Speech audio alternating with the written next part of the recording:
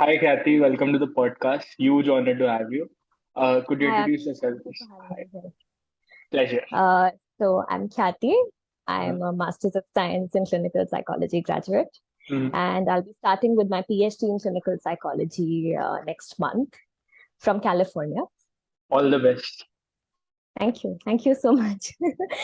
And I've been also working in this past Mhm. year, and even while I was pursuing my degree, I was working part-time. So in a span of about 2 years, I've seen a lot of clients or patients belonging to clinical populations, non-clinical populations, from different age groups, Mhm. and even from the underrepresented populations. So it's Mhm. been quite a journey. And I have also had a varied research interest. So, like, I've explored myself in positive psychology, neuropsychology, Mhm. health psychology, and behavioral economics as well. So, Right. it's a good field. It's fun to be exploring yourself right out Right. there. So, Oh, yeah.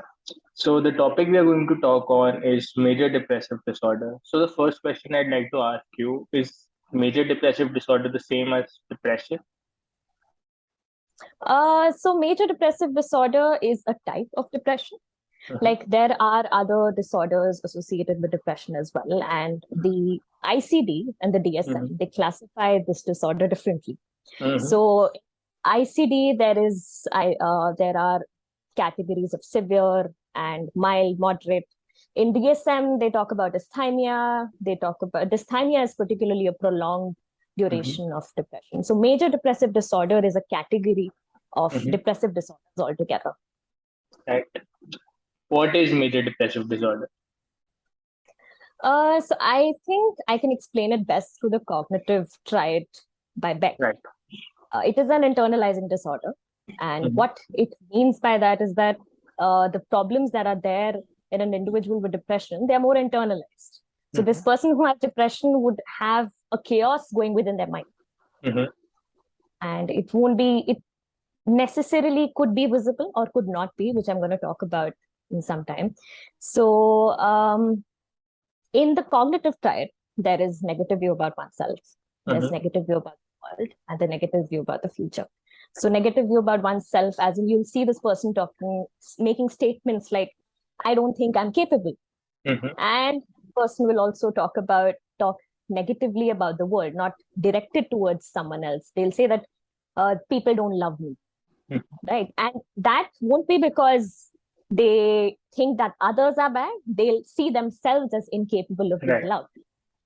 Then there'll also be a negative view about the future, where Mhm. the hopelessness, helplessness thing comes in. So, which is very, very important in depression. That is, Mhm. the people, they feel that they don't have much to look forward in the future to. Mhm. They'll make a statement like, the future does not hold good for me. Right. So that's how depression can be looked at, particularly Mhm. through the cognitive triad. And if I have to summarize this in like one line, it's going to be a prolonged duration of having low mood or feeling, Mhm. which is going to be coupled with reduced social interaction as well as low motivation. So Mhm. an individual is uncomfortable with themselves, and they are Right. uncomfortable being around others as well because of their own self. Mhm. So, So, yeah. what are some of the core beliefs that can be identified during depression? um, like, I'm unlovable, Mhm. I am incapable. So core beliefs, I'm just going to emphasize that a little bit so that the people who are watching this will understand that core beliefs are particularly uh, identified when you're talking to this person, and that core belief links other statements that that person makes about themselves. So if they think they're unlovable, they're going to keep getting that confirmed. Like, they'll Right. put themselves into situations where they'll get that confirmed, and then Mhm. their negative self-talk will keep increasing. So this Mhm. person is always stuck in that triad, and Mhm. taking the person out of that triad is how treatment of depression goes by. Right. So, what is the criteria to determine someone has major depressive disorder?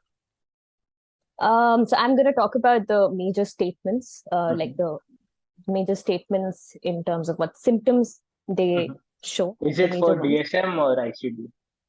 So I'm going to talk like, I'll probably collate and I'll talk about Okay. both because they overlap anyway.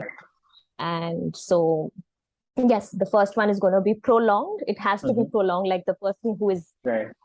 the depressive state will have a prolonged state of low mood or feeling, Mm-hmm. which typically should be for about 2 weeks. Mm-hmm. And if it's beyond that, then it's again a matter of concern. And this person will have low motivation. When you'll talk to this person will not have a lot to express. Like Mm-hmm. you'll feel that they have some emotional numbness on themselves. They would not be very, very expressive. Right.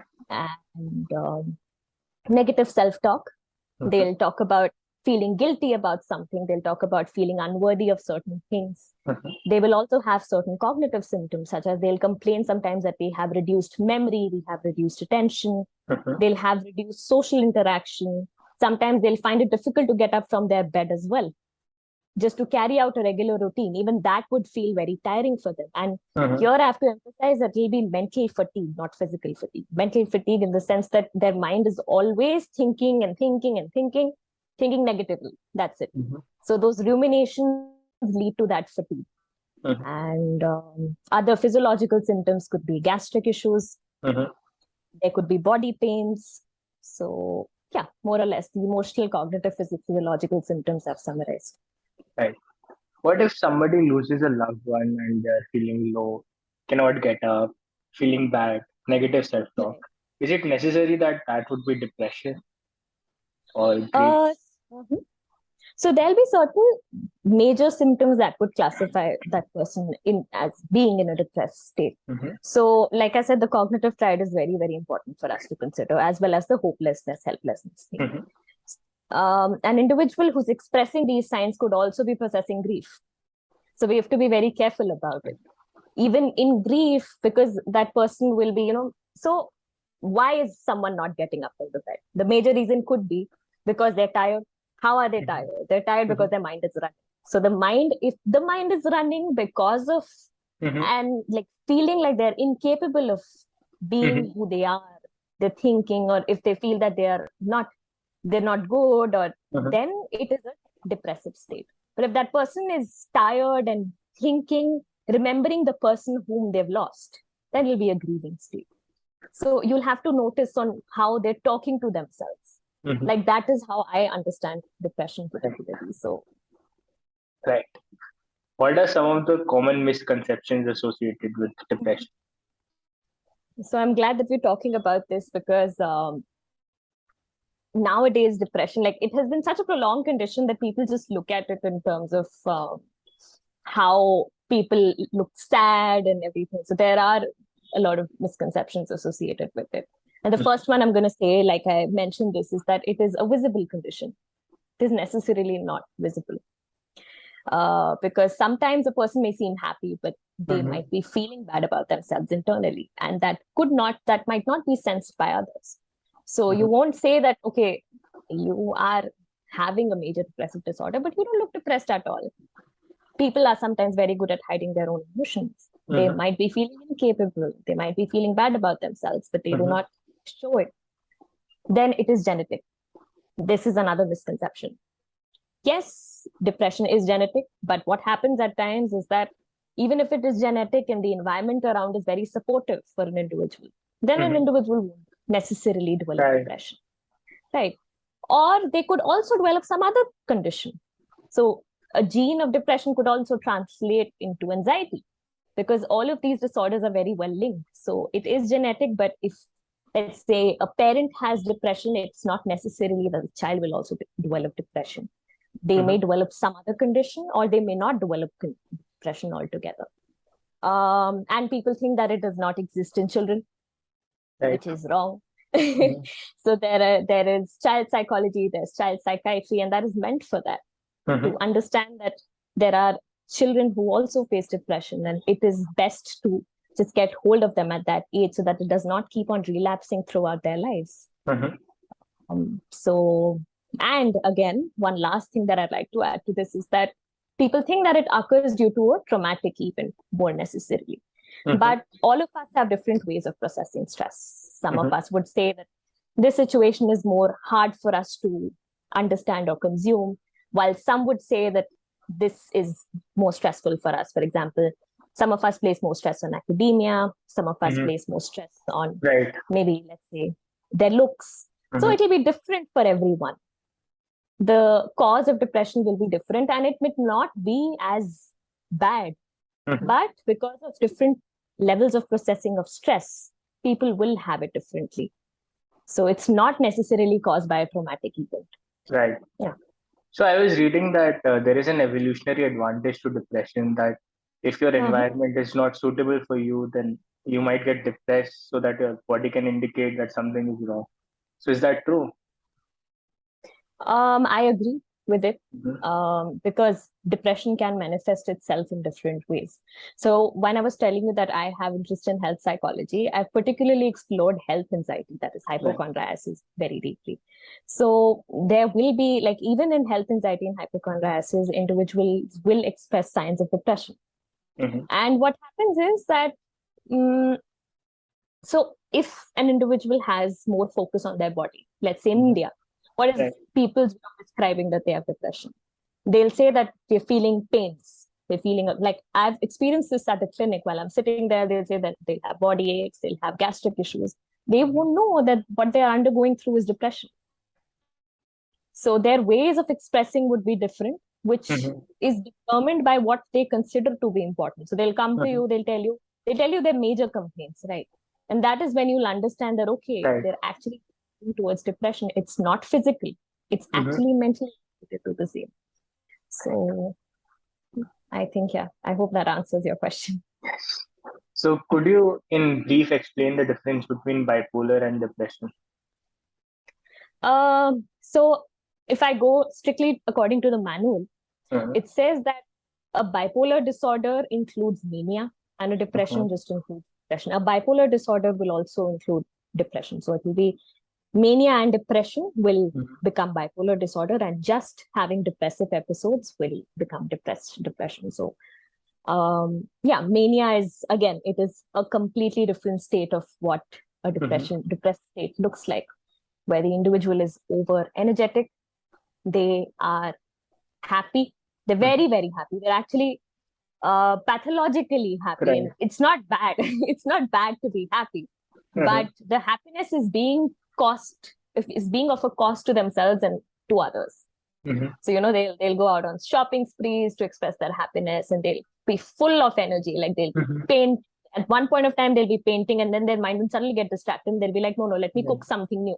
They'll go to the kitchen and they'll start cooking, and they'll keep talking. They'll keep talking, and they'll say, "Oh, how life is so beautiful!" And yeah, that is one Right. manifestation. So, and at this side also, they're also very aggressive. So if you try to Mhm. stop them from what they're doing, they will act out aggressively, Mhm. which people often ignore in mania. But aggression is a very, very important symptom of Right. mania too. So in the manic phase, that is how they'll be Mhm. behaving. But then will come the depressive phase, which we already talked Right. about.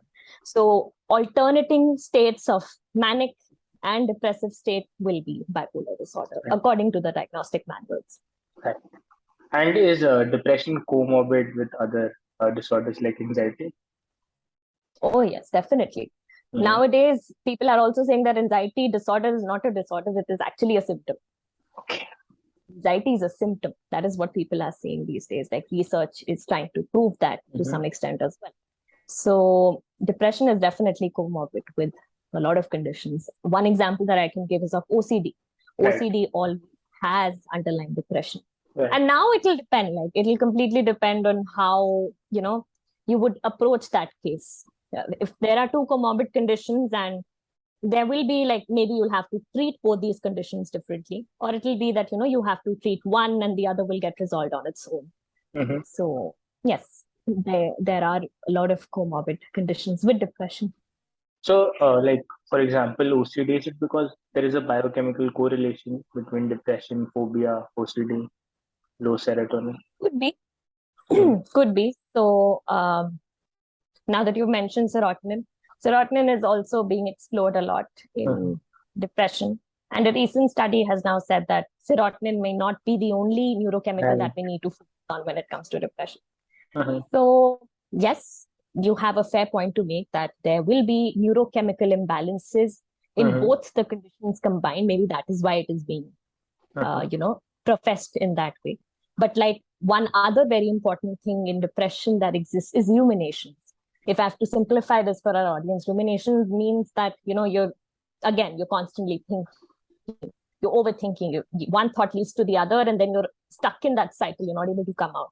So the ruminations as a symptom also exists in OCD when you're trying to stop yourself from Yes. performing a compulsive act. So there are overlapping symptoms as well as overlapping neurochemical imbalances that cause this comorbidity. So, Right. So, what kind of treatment is suitable for someone suffering from depression?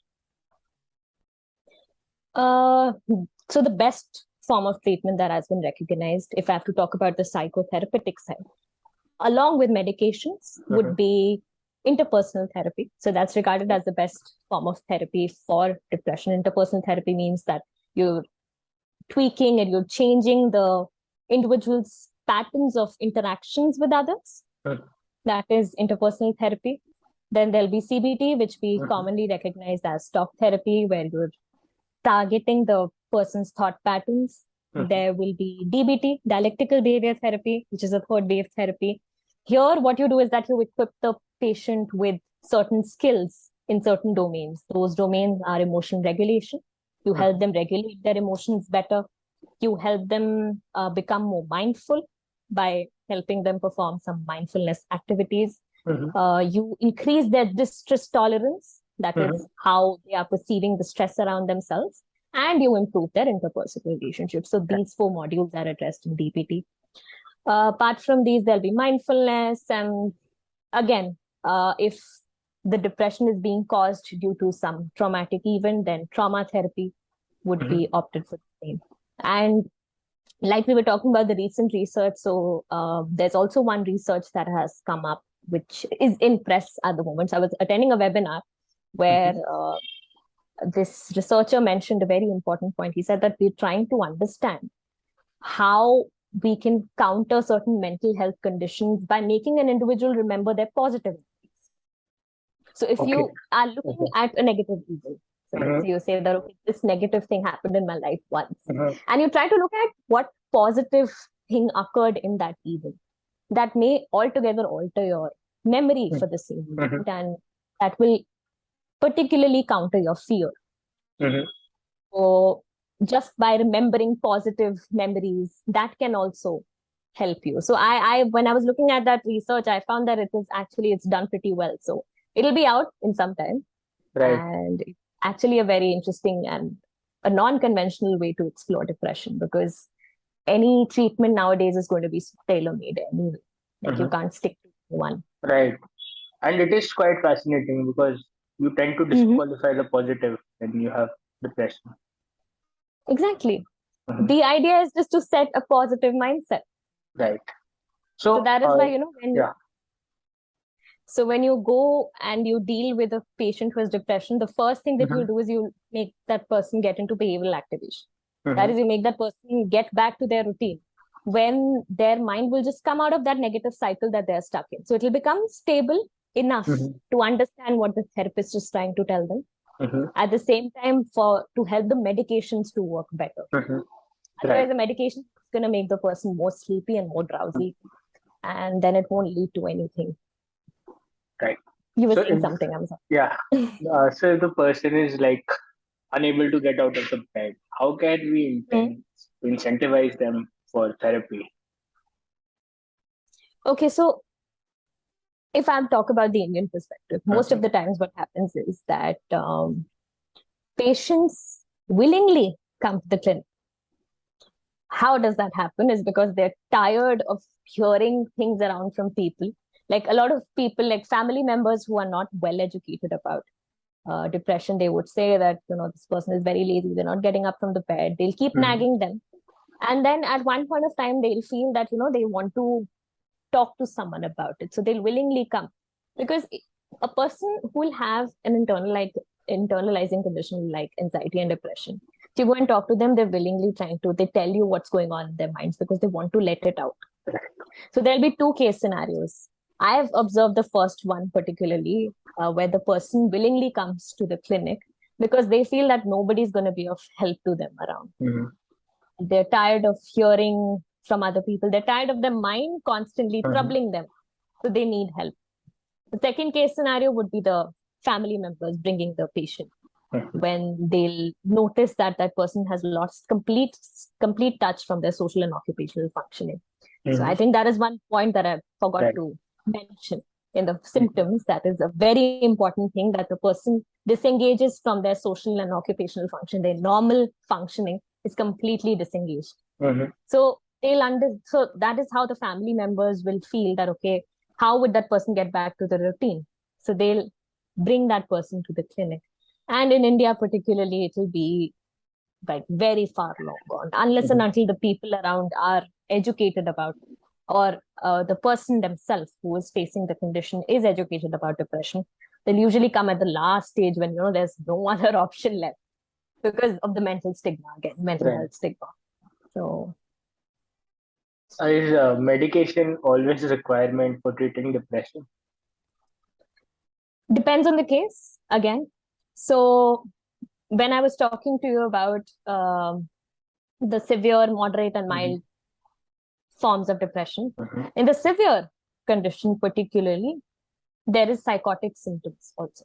So an individual with depression may have psychotic symptoms as well, where psychotic symptoms as in they have hallucinations and delusions. So in that case, you won't be able to work out just with therapy, right? You'll need some medication so that the neurochemical imbalances get properly set, and then you can talk to the person. Because when a person is in a psychotic state, you'll need to bring them to a state of listening. If they're not even listening, then just therapy won't work. So it will depend on the kind of case that you have. I am someone who says that, for the symptoms side, especially, medications help. They should not be completely ignored. And they are used in a lot of cases, which is fine. But the only problem is that they should not become dependent. Like the patient should not become dependent on them. That is where we come into the picture. We help them in rehabilitating. We help them in dealing with their cause, like why is it occurring, so that it doesn't reoccur again. Right. What is your specialization and how can one contact you? So, like I said, that I'll be moving to California for my PhD, but I am open to taking new cases as long as they're suited. And so I am good with dealing with cases of depression, anxiety, and if I have to come on the general spectrum, then relationship issues, issues that an individual directs to themselves. So so these things, and people can reach out to me through email. And I'm also looking forward to psychology students reaching out to me in case they have, in case they want to know how mental health field works like in India as well as abroad, because sometimes it's like the PhD, if you want to pursue a PhD from abroad, there is not much information laid out there. You will have to research a lot, and it is a very time consuming process. So I'm more than happy to answer those queries as well. I have a query. Aren't you required to do your master's again if you want to study abroad? So it depends. If you choose to be in an MS plus PhD program, they do make you do masters again. And let's say you want to pursue a PhD from North America, particularly. So what you do at that end is that they have APA accredited program. So APA sets how the curriculum is supposed to be. And typically, a lot of universities in North America will require you to do some courses in psychology, and then they'll put you into research as well as clinical training. So a PhD program in North America is structured like you have courses, you have research and dissertation till 4th year, and in your 5th year, which is your final year, you have a practicum where you are where you're sent, and you have clinical postings, you're sent to different hospitals to practice. So that is how a PhD program in North America looks like, which is different from a PhD program in Europe, where you don't have courses and you may or may not have clinical practicum. So you'll just have the dissertation to complete. And yeah. Right. Okay. So what is the average duration for the treatment of depression? It'll depend on the therapy that one person employs. Typically, it will be at least for 8 weeks, because we'll start with behavioral activation where we'll make the person come out from their bed, start a normal routine. When they start the normal routine, they'll break the negativity cycle. And once that is broken apart, then we can talk to the person and we can try and understand why is this occurring. So once that why is dealt with, then there are low chances, at least very low chances of relapse. So it'll typically take about 8 weeks, or let's say if you employ a treatment, when I talked about interpersonal therapy, because that's the that's recognized as the best form of therapy for depression. That will take about 12 weeks, because it will be 3 weeks for the first section, second, and third. So at least 12 weeks. It will take the individual that way. And the duration also depends, which is not listed in books, but this is just a practical point that I have to make. It also depends on the goals that the patient has set for themselves. Let's say if they don't want to address the causes altogether, they just want to get away with the symptoms, they just want to start a normal life, and they want to stop their negative self-talk, then it will be lower. In cases of a person wanting to address their core beliefs, which we mentioned in the beginning of this session, that is going to typically take a longer period of time, because then you'll slowly try to unwrap what's going on. Yeah. Does interpersonal therapy help in targeting core beliefs, or is it just for, dealing with relationships? Interpersonal therapy. So if I would use this form of therapy, I would particularly collaborate it with what you call Socratic questioning, which helps us in CBT, which helps us to understand the core beliefs in an individual. I don't think through interpersonal therapy you can come to core beliefs, but I'm not really sure about it, because I have not used it. I've used more of a CBT approach. So could be, but I don't think that it happens, because in interpersonal therapy you just have those 3 sections of therapy. There's first, second, and the third, and those are like set to improve your interpersonal relationships. And I think the reason behind it is because what you're making in your mind when you have depression would actually be disconfirmed by a lot of people who are around you. So it just brings you to the capability of interacting with others again.